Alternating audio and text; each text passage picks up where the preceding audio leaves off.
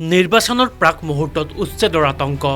অসম অৰুণাচল সীমান্তৱৰ্তী অঞ্চল দলনি বস্তি লালপানী পাহাৰতুলি ১০ নং গাঁও পাহাৰপুৰ চিকাৰী দাংগাত উচ্ছেদৰ আতংক গাঁওবাসীৰ গুৱাহাটী উচ্চ ন্যায়ালয়ৰ এক আদেশৰ পিছতেই বন বিভাগে চলাইছিল জৰীপৰ পিছতেই আতংকিত হৈ পৰিছে সমগ্ৰ গাঁওবাসী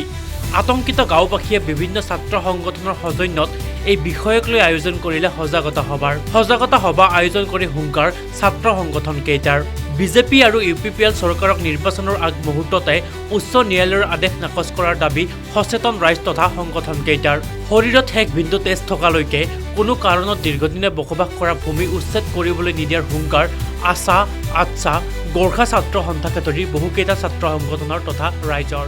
বিজেপি আৰু ইউপিপিএল চৰকাৰৰ যিটো আমাৰ মাজবাটৰ দলনি বস্তি ১০ নম্বৰ যিটো পাহাৰতলি বুলি কয় খৈৰাণী বুলি কয় এই গাঁওসমূহত বৰ্তমানৰ যিটো বিজেপি চৰকাৰ আৰু ইউপিপিএল চৰকাৰৰ নেতৃত্বাধীনত যিটো হাইকোৰ্টৰ অৰ্ডাৰ এই অৰ্ডাৰ ওলোৱাৰ পিছতে যিটো আমাৰ ওদালগুৰিৰ ডিএফ আমাৰ মাজবাটৰ ফৰেষ্টাৰ যিটো ৰেঞ্জাৰ তেওঁলোকে আজি মোটামুটি এক সপ্তাহ ধৰি এই ধনশ্ৰী এৰিয়াত লালপানী এৰিয়াত যিটো জৰীপ কৰাৰ কাৰণে যিটো চেষ্টা চলাইছে খুঁটা পুতি আছে সীমা নিৰ্ধাৰণ কৰি আছে এইটো আমি কিন্তু আমাৰ এই ধনশ্ৰী লালপানী পাহাৰতলি ৰাইজৰ খৈৰাণী ৰাইজে আতংকিত হৈছে আজি আদিবাসী ৰাইজ গোৰ্খা ৰাইজ বড়ো ৰাইজসকলে আতংকিত হৈছে সেইটোৰ কাৰণে আমি চৰকাৰক বৰ্তমান ইউপিপিএল চৰকাৰ আৰু বিজেপি চৰকাৰক আহ্বান জনাই আছোঁ দাবী জনাই আছোঁ যিটো হাইকোৰ্টৰ অৰ্ডাৰ সেই অৰ্ডাৰটো প্ৰত্যাহাৰ কৰিব লাগে কাৰণ চাওক যিটো চৰকাৰে যেতিয়া নিৰ্বাচনৰ আগত মাটি ভেটিৰ কথা কৈ তেওঁলোকে চৰকাৰৰ গাদী দখল কৰিছিলে আজি কিন্তু এই খিলিঞ্জীয়া মানুহৰ মাটিবিলাক উচ্ছেদ কৰি আদানীক দিবৰ কাৰণে যিটো প্ৰচেষ্টা চলাইছে আম্বানীক দিবৰ কাৰণে প্ৰচেষ্টা চলাইছে সেইটো কিন্তু আমি মাজবাটৰ আদিবাসী ছাত্ৰ সন্থা গোৰ্খা ছাত্ৰ সন্থা হাত সাৱটি বহি নাথাকে কিন্তু আদিবাসী মহিলা সমিতি জানি শক্তি কিন্তু হাত সাৱটি বহি নাথাকে যিটো জৰীপ কৰাৰ কাৰণে যিটো প্ৰচেষ্টা চলাইছে সেইটো কিন্তু আমি মাজবাটৰ ফৰেষ্ট ডিপাৰ্টমেণ্ট ওদালগুৰি ডিষ্ট্ৰিক্টৰ যিটো ফৰেষ্ট ডিপাৰ্টমেণ্ট ডিএফঅ'ক আমি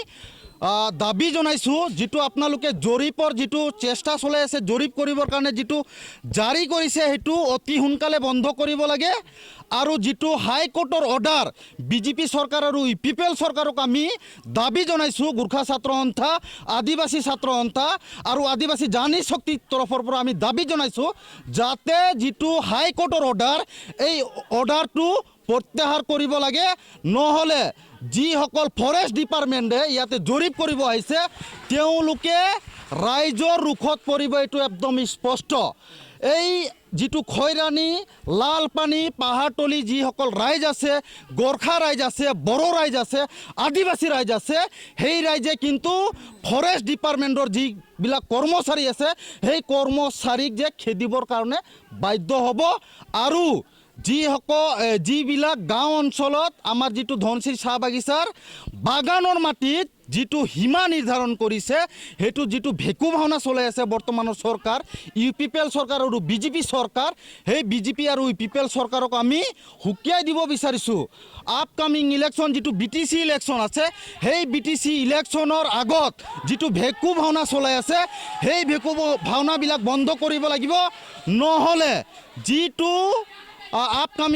আপকামিং ইলেকশ্যন আছে BTR ইলেকশ্যন আছে যিসকল বিজেপিৰ নেতা পালি নেতা আৰু ইউপিপিএলৰ নেতা পালি নেতা এই অঞ্চলত সোমাব নোৱাৰিব একদম স্পষ্ট আৰু যিটো জৰীপ চলাই আছে এই জৰীপটো বন্ধ কৰিব লাগিব আপোনালোকে দেখিবলৈ পাইছে যে আমি এইখন গাঁও হৈছে ৰেভিনিউ ভিলেজ তাতে যে এটা হাইকোৰ্টৰ পৰা অৰ্ডাৰ আহিছে তাতে জৰীপ কৰাৰ যি অৰ্ডাৰ আহিছে এইটো কোনো মতে গ্ৰহণযোগ্য নহয় আমি আজি গোটেই ৰাইজ ইয়াতে আতংকিত হৈ পেলাই আছোঁ মই অসম চৰকাৰ তথা বিটিআৰ চৰকাৰক গৰিহণা জনাইছোঁ অতি দুখেৰে গৰিহণা জনাইছোঁ আৰু তীব্ৰ ভাষাৰে ক'ব বিচাৰিছোঁ যাতে এইখন যি জৰীপ কৰাৰ অৰ্ডাৰ অতি সোনকালে তেওঁলোকে উঠাই লওক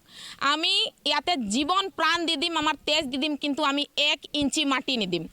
এইটো আমাৰ সংকল্প হৈছে আমি 1 ইঞ্চি মাটি নিদিম আমি ইয়াতে জৰীপ কৰিবও কিন্তু আমি ইয়াতে অনুমতি নিদিওঁ বুলি আজি আমাৰ ৰাইজে কিন্তু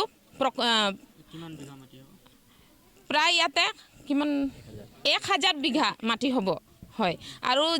এইটো এটা ষড়যন্ত্ৰ হয় আৰু এই ষড়যন্ত্ৰত কিন্তু আমাৰ ৰাইজে এতিয়া আৰু মানি ল'ব নোৱাৰে আজি একত্ৰিত হৈছে গোটেই ৰাইজ ইয়াতে আমি বিভিন্ন জাতি জনগোষ্ঠীৰ লোক বহুত দিনৰ পৰাই বসবাস কৰি আছোঁ নেপালী আদিবাসী সান্তালী বাঙালী অসমীয়া গোটেই ৰাইজে আমি একত্ৰিত হৈছোঁ আৰু বিটিআৰ তথা অসম চৰকাৰক পুনৰবাৰ মই অনুৰোধ জনাইছোঁ যাতে এই জৰীপ কৰাৰ যোনটো অৰ্ডাৰ দিছে তেওঁ অতি সোনকালে উঠাই দিয়ক হয় তেখেতে অলপ দিনৰ আগতে আমি কোৱা শুনিছিলোঁ যে বিটিআৰ অঞ্চলত কোনো মতে বোলে উচ্ছেদ নহয় কিন্তু আজি কি ফল চালোঁ আমি আজি কি এনেকা এটা পৰিৱেশ যে সৃষ্টি হৈছে আজি মাজবাট অঞ্চলত বুলি নহয় ওদালগুৰিৰ চাৰিওফালে আমি এই আতংকিত পৰিৱেশত ভুগি আছোঁ কুন্দুৰবিল হওক শান্তিপুৰ হওক ৰজাগড় হওক গোটেই ফালে আমাৰ এই সৰ্বসাধাৰণ জনগোষ্ঠীৰ মাজত আতংকিত পৰিৱেশ সৃষ্টি কৰি দিছে সেইটোৰ কাৰণে এই মিছা ভেকু ভাওনা চৰকাৰক আমি তীব্ৰ ভাষাৰে গৰিহণা দিছোঁ আৰু আমাৰ ওপৰত যি ষড়যন্ত্ৰ চলাই আছে ৰাজনৈতিক হওক যি লাভালাভৰ কাৰণে যি ষড়যন্ত্ৰ চলাই আছে অতি সোনকালে বন্ধ কৰক অন্যান্য বা বাতৰিৰ বাবে চাই থাকিব নিউজ ডেস্ক ৰিপৰ্ট